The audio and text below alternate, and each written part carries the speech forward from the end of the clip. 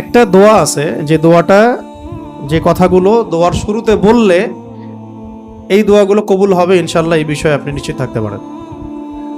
যদি আপনার রিজিক হালাল হয়, ওই শর্তগুলো যদি পূরণ হয়, রিজিক হালাল হয়, বৈধ দোয়া হয়, হ্যাঁ, হারাম কিছু চাচ্ছেন না, আপনি বৈধ বিষয় চাচ্ছেন, হালাল খেয়ে চাচ্ছেন, এই শর্তগুলো পূরণ করে দোয়া করার আগে এই কথাগুলো বললে দোয়া কবুল হবে ইনশাআল্লাহ।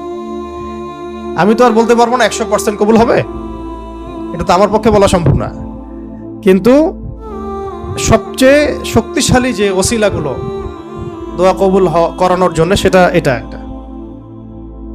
আমাকে যদি বলেন যে আপনার জানা মতো সবচেয়ে বেস্ট ওসিলা কোনটা দোয়া কবুল, আমি বলবো এটাই। এটার সাথে আরো একটা আছে, ওটা আরেকদিন বলবো ইনশাআল্লাহ। সেটা হচ্ছে আপনি আল্লাহ রাব্বুল আলামিনের এই একত্ববাদের ওসিলা দিয়ে দোয়া করবেন। আল্লাহ পাকের এই তাওহীদের ওসিলা দিয়ে, একত্ববাদের ওসিলা দিয়ে দোয়া করবেন। এইভাবে বলা, পরে শুনে আপনারা মুখস্থ করে নিয়েন। দোয়া করার আগে আল্লাহ পাকের প্রশংসা করা, আলহামদুলিল্লাহটাও আল্লাহ পাকের প্রশংসা, এবং রাসূল সাল্লাল্লাহু আলাইহি ওয়াসাল্লামের প্রতি দরুদ শরীফ পড়া একবার, অন্তত একবার, চাইলে আপনি অনেক পড়তে পারেন।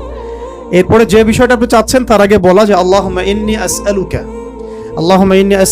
বিআন্নী, আগে বলে নেই, আল্লাহুম্মা ইন্নী আসআলুকা বিআন্নী আশহাদু আন্নাকা আনতাল্লাহ লা ইলাহা ইল্লা আনত আল আহাদ আস-সামাদ আল্লাযী লাম ইয়ালিদ ওয়া লাম ইউলাদ ওয়া লাম ইয়াকুল লাহু কুফুওয়ান আহাদ।